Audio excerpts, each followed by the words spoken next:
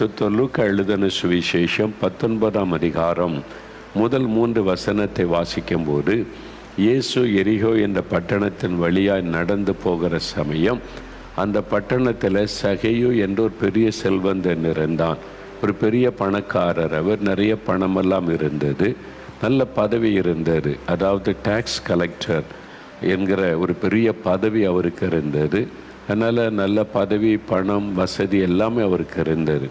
ஆனால் நிம்மதி இல்லை, சமாதானம் இல்லை. யார் எனக்கு நிம்மதி சமாதானம் தருவார்கள் என்ற ஏக்கம் இருந்து கொண்டு இருந்தது.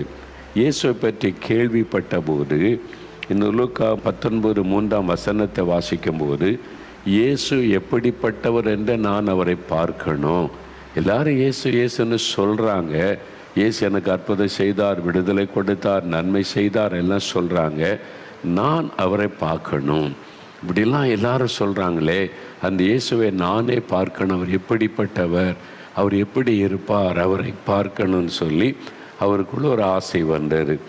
அவர் இயேசுவை பார்க்க ஓடினார். இயேசு அவரோடு பேசி அவர் வீட்டுக்கு வருகிறேன் என்று தன்னை அவருக்கு வெளிப்படுத்தின சம்பவம் தான் இதில் எழுதப்பட்டிருக்கிறது. அப்போ இயேசு எப்படிப்பட்டவர், இதை குறித்து தான் நம்ம தொடர்ச்சியாக தியானித்து கொண்டு வருகிறோம். அவர் அன்பானவர், வல்லமை உள்ளவர், நமக்கு தகப்பனை போன்றவர், விடுதலை கொடுக்கிறவர், அற்புதம் செய்கிறவர், அதிசயமானவர். இப்படி அவரை குறித்த ஒவ்வொரு காரியத்தை நம்ம தொடர்ச்சியாக தியானித்து கொண்டு வருகிறோம். இன்றைக்கும் இந்த இயேசுவை பற்றின ஒரு காரியத்தை நம்ம வேத வசனத்திலிருந்து தியானிக்க போகிறோம். 2 கொரிந்தியர் 1ஆம் அதிகாரம் 3ஆம் வசனம். இந்த வேத புஸ்தகத்தில் 2 கொரிந்தியர் 1ஆம் அதிகாரம் 3ஆம் வசனத்தில் இந்த இயேசுவை பற்றி ஒரு காரியம் சொல்லப்படுகிறது. அவர் ஆறுதலின் தேவன், ஆறுதல் தருகிற ஒரு தேவன், காட் ஆஃப் கம்ஃபர்ட் என்று அவரை குறித்து சொல்லப்படுகிறது. அவர் ஆறுதல் அளித்து ஆசீர்வதிக்கிற ஒரு தேவன். யாருக்கு ஆறுதல் தேவை?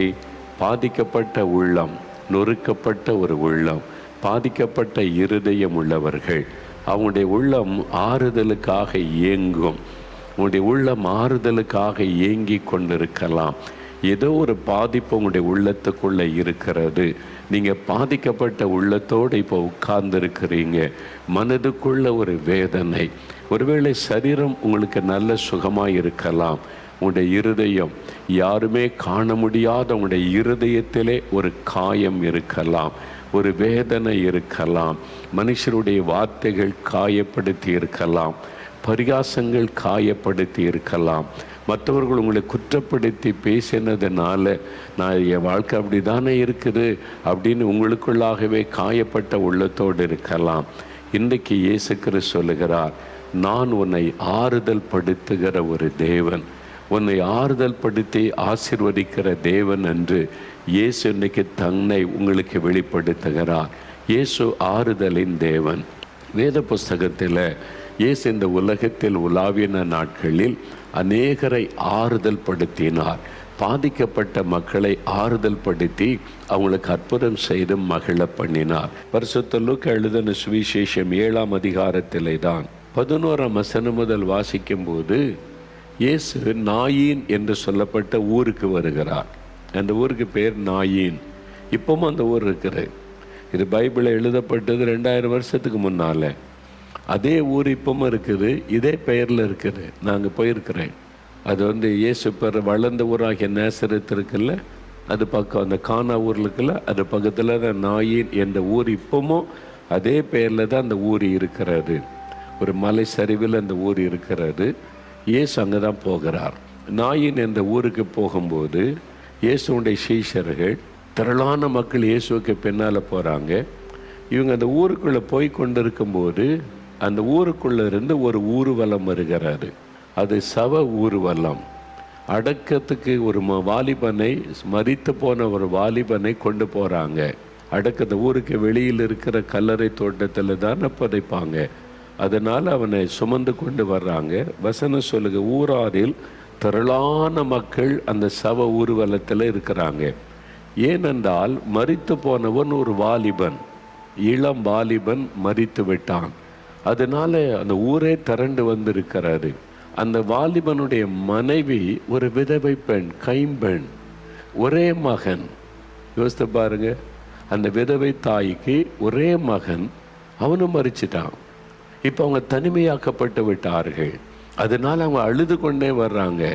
அதனால ஊர் முழுவதும் திரண்டு வருகிறது. பாவம், இந்த விதவையினுடைய ஒரே மகன் இறந்துட்டானே, இந்த அடக்கத்துக்கு போயிட்டு வரலான்னு ஊரே திரண்டு வருகிறது. அவனை சுமந்து கொண்டு சிலர் வர்றாங்க. அதுக்கு பின்னால இந்த விதவை தாய் அழுது கொண்டே வருகிறாள். எதிர்த்தாப்புல இயேசு தன் சீஷரோடும் ஒரு திரள் கூட்டமாக இயேசுவும் வருகிறார். இப்போ 2 ஊர்வலமும் சந்திக்கிறது இந்த ஊர்ல ஒரு பகுதியில், அந்த இடத்துல. அப்போ இயேசு கிறிஸ்து அந்த பெண்ணை பார்க்கிறார். வசனம் சொல்லுகிறது, அந்த விதவை அழுது கொண்டே வருகிறாள், கண்ணீர் அழுது கொண்டே வருகிறாள். அவளுக்கு எதனால் இந்த கண்ணீர் வேதனை? இழப்பினால் உண்டான வேதனை.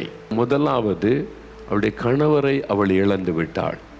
எவ்வளவு காலத்துக்கு முன்னால கணவர் இறந்திருப்பார் தெரியாது. கணவரை அவள் இழந்து விட்டாள், விதவையாக்கப்பட்டாள். ஒரே ஒரு மகன். அதனால கணவரை இழந்த துக்கம் அவருடைய உள்ளத்தை பாதித்து எவ்வளோ நாள் கண்ணீர் வடித்தாளோ தெரியாது. ஆனால் மகன் நிமித்தம் தன்னை தேற்றி கொண்டு, சரி நமக்கு ஒரு மகன் இருக்கிறான், அந்த மகனையாவது வளர்த்து ஆளாக்குவோம், அவனால் நமக்கு ஒரு ஆறுதல் கிடைக்கும் என்று மகனை வளர்த்து கொண்டிருக்கிறாள். அவன் வாலிபனான போது அவனும் மரித்து விடுகிறான். வியாதி தாக்கி இருக்க வேண்டும், ஒரு வியாதியினால் பாதிக்கப்பட்டு மரித்திருக்க வேண்டும். என்ன காரணம் என்று சொல்லப்படவில்லை. ஆனால் அவன் மரித்து விட்டான். வியாதிப்பட்டு தான் மரித்திருக்க வேண்டும். அது மாதிரி மரணம் அடைந்து விட்டான். இப்போ 2வது இழப்பு. முதலாவது கணவரை இழந்து விட்டாள், அதுவே அவளுக்கு ஒரு வேதனை, காயம். இப்போ ஒரே ஒரு ஆதரவாயிருந்த மகனையும் அவள் இழந்து விட்டாள்.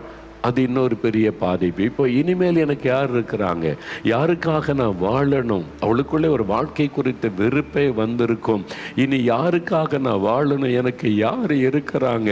நான் வீட்டுக்கு வந்தால் தனிமையாக தான் உட்கார்ந்து இருக்கணும். என் மகனை அடக்கம் பண்ணி விட்டு வீட்டுக்கு நான் எப்படி வருவது? தனிமையில் எப்படி இருப்பது? எனக்கு கணவரும் இல்லை, மகனும் இல்லை, தனித்து அனாதையாக்கப்பட்டு விட்டேனே. ஒரு காயமுடைய உள்ளத்தில் அழுது கொண்டே வருகிறாள். வெகு திரளான மக்கள் வந்தாங்க. சொந்தக்காரங்க இருந்திருப்பாங்க, ஒரே தெருவில் உள்ளவங்க இருந்திருப்பாங்க. யாரும் அவளை ஆறுதல் படுத்தவே இல்லை. எதுக்கு அழுகிற, நாங்கெல்லாம் இருக்கிறோம், உன்னை கவனிச்சு கொள்ளுவோம், பயப்படாத, அப்படி சொல்லுவதற்கு யாரும் இல்லை. எல்லாம் துக்கத்தோடு நடக்கிறாங்க. ஆனால் இப்போ இயேசு அதை பார்க்கிறார். அழுது கொண்டு வருகிற அந்த பெண்ணை, அந்த விதவை தாயாரை ஆண்டவர் பார்க்கிறார். வசனம் சொல்லுகிறது, இயேசு மனதுருகினார். அந்த கண்ணீர் இயேசுடைய உள்ளத்தை உடைத்தது. அவனுடைய விதவை தாயினுடைய கண்ணீர் இயேசுடைய உள்ளத்தை உடைத்தது. இயேசு மனதுருகினார். அவளை பார்த்து மனதுருகினார். அவளுக்கு இயேசு யாருன்னு தெரியாது, அவர் எப்படிப்பட்ட அற்புதம் செய்கிற ஒண்ணுமே தெரியாது. முதல் முறை இயேசு அந்த ஊருக்கு போயிருக்க வேண்டும். சம்பவத்தை வாசிக்கும் போது அப்படித்தான் தெரிகிறது.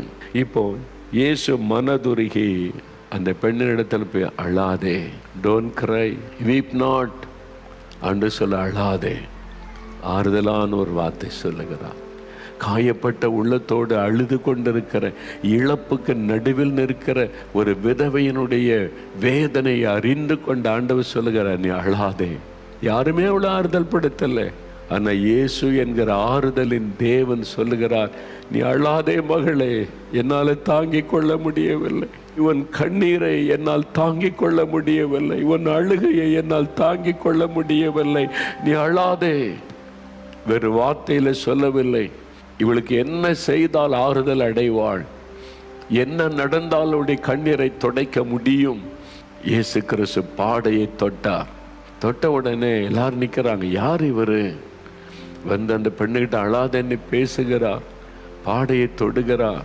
அவரை சுற்றி பெரும் கூட்டம் இருக்குது. யாரோ விசேஷமானவர்.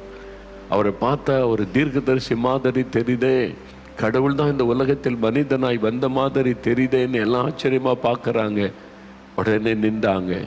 இயேசு வாலிபனோடு, செத்து போன வாலிபனோடு பேசுகிறார். எழுந்திரு வாலிபனை, எழுந்திரு. உன் தாயினுடைய கண்ணீர் துடைக்கப்படணுமானா நீ எழும்பணும். உன் தாயினுடைய காயப்பட்ட உள்ள மாறுதல் அடையணுமானா நீ எழும்பணும். வாலிபனை, எழுந்திரு. மரணத்தின் மீது அதிகாரம் உள்ளவர் இயேசு. மரித்தவரை எழும்ப பண்ணக்கூடிய வல்லமை உள்ளவர் இயேசு. மரித்து போன உறுப்புகளை செயல்பட வைக்கிறவர் இயேசு. என்றால் அண்ட சராசரங்களை சிருஷ்டித்த தேவன் அவர்.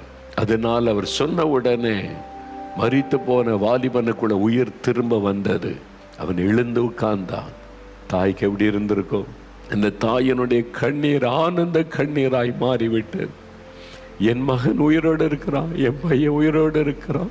கண்ணீர் ஆனந்த கண்ணீராய் மாறினது. அந்த ஊரே சந்தோஷப்பட்டிருக்க, எல்லாம் துதித்திருப்பாங்க, மகிழ்ச்சி அடைந்திருப்பாங்க. எவ்வளோ பெரிய சந்தோஷம் இல்லை, துக்கம் சந்தோஷமாய் மாற்றப்படுகிறது. அதுதான் இயேசு. இன்றைக்கி துக்கத்தோடு இருக்கிறீங்க, காயப்பட்ட உள்ளத்தோடு இருக்கிறீங்க, வேதனையோடு இருக்கிறீங்க, தனிமையில் அழுகிறீங்க, எனக்கு யாரும் இல்லை, நான் ஆல் அலோன். தனிமையில் கண்ணீர் வடிக்கிறீங்க. என்னை புரிந்து கொள்ள, நேசிக்க, அன்பு காட்ட யாரும் இல்லை என்று சொல்லி இயேசு சொல்லுகிறார், நான் இருக்கிறவனுக்கு. நீ ஏன் அழுகிற மகளே, நீ ஏன் அழுகிற மகனே? நான் இருக்கிறேன் அவனுக்கு. உன்னை புரிந்து கொள்ளுகிற தேவன், உன் வேதனைகளை அறிந்திருக்கிற ஒரு தேவன், உனக்காக நான் மனிதனாக அவதரித்து வந்த ஒரு தேவன், உன்னுடைய பாரங்களை துக்கங்களை சிலுவையிலே சுமந்து தீர்த்து உன்னை ஆசீர்வதிப்பதற்காக இந்த உலகத்தில் வந்த தேவன். அந்த மக்கள்லாம் சொல்றாங்க 16 வசனத்தில், மகா தீர்க்க தரிசன மத்தியில் வந்திருக்கிறார் தேவன், தமது ஜனங்களை சந்தித்தார். இவர் சாதாரண மனிதன் அல்ல, கடவுள் மனிதனாய் வந்திருக்கிறார். மக்கள் சொல்றாங்க, அவர் கடவுள் மனிதனாய் வந்திருக்கிறார், தேவன் தம் ஜனங்களை சந்தித்தார்.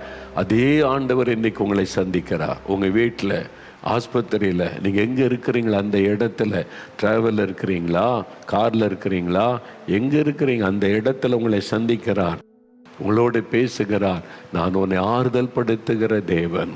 உன் உள்ளம் காயப்பட்டிருக்கிறது, பாவத்தினால, வியாதியினால, இழப்பினால, நிந்தையினால, அவமானத்தினால, பரிகாசத்தினால, மற்றவங்க அற்பமாக பேசுகிறதுனால உன் உள்ளம் காயப்பட்டிருக்கிறது. உன் இருதயத்தில் அழுது கொண்டிருக்கிறாய், தனிமையில் கண்ணீர் வடிக்கிறாய், எனக்கு யாரும் இல்லையே என்று சொல்லி, நான் இருக்கிறேன் உனக்கு மகனே, நான் இருக்கிறேன் உனக்கு மகளே, உனக்காகத்தானே இந்த உலகத்தில் நான் வந்து சிலுவையில் என்னை மறிக்க ஒப்பு கொடுத்தேன், என்னை அடிக்கட்டும் நொறுக்கட்டும் என்று ஒப்பு கொடுத்தேன். உன் பாடுகளை நான் சுமந்தேன், உன் பாவங்களை நானே சுமந்தேன், உன் துக்கங்கள், வேதனைகள், அவமானங்கள், நிந்தைகள் சகலத்தை நான் சிலுவையிலே சுமந்தேன் உனக்காக.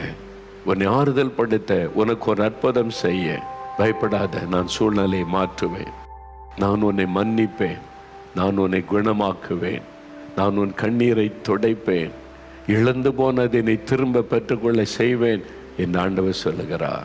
அவரை நோக்கி நீங்கள் வேண்டிக் கொண்டா இன்றைக்கு உங்களுக்கு அற்புதம் செய்வார். என்னால் சிலுவை மரத்தில் மரிக்கத்தனை அர்ப்பணித்து, கைகளில் கால்கள் ஆணடிக்கப்பட்டு, ரத்தம் வடிய வடிய அந்த சிலுவையில் தொங்கினார். தலையிலே முள்முடி சூட்டப்பட்டு, முகமெல்லாம் ரத்தம், அவருடைய சரீரமெல்லாம் வாரினால் அடித்து கிழிக்கப்பட்டு, சரீரமெல்லாம் ரத்தம், அவருடைய ரத்தம் முழுவதையும் சிந்தினார். எதற்கு? இயேசு கிறிஸ்துவின் ரத்தம் சகல பாவங்களை நீக்க நம்மை சுத்திகரிக்கும். நமக்கு பாவத்திலிருந்து, சாபத்திலிருந்து விடுதலை கொடுக்க தன் ரத்தத்தை முழுவதும் சிந்தி கொடுத்தார். ஏன்? அவருடைய சரீரம் காயப்படுத்தப்பட்டது, அவருடைய தழும்புகளால் குணமாகிறோம் என்று வேத வசனம் சொல்லுகிறது. அந்த தழும்புள்ள கரத்தினால் தொட்டவுடனே வியாதி மறைந்து விடும், சாபத்தின் கட்டுகள் அறுக்கப்பட்டு விடும், வேதனை நீங்கி விடும். உங்களுக்காக சிலுவையிலே தன்னை அர்ப்பணித்த ஆண்டவர், மகனை உனக்காக, மகளே உனக்காக, தகப்பனை, தாயே உங்களுக்காக இயேசு சிலுவையிலே தன்னையே பலியாய் கொடுத்தவர். மரணத்தை ஜெயித்து உயிரோடு எழுந்தார். ஆனால் காயங்கள் மாறலை, இன்னும் அந்த காயங்கள் இருக்கிறது, இன்னும் அந்த தழும்புகள் அவருடைய கையில் இருக்கிறது, அவருடைய தலையில் இருக்கிறது, அவருடைய விழாவில் ஈட்டி பாய்ந்த அந்த காயம் தழும்பு இருக்கிறது, கால்கள் இருக்கிறது. அதை பார்க்கும்போது ஆண்டவர் நினைக்கிற, என் பிள்ளைகளை குணமாக்கத்தானே தழும்புகளை ஏற்றுக்கொண்டேன் என்று உடனே அற்புதம் செய்கிறார்.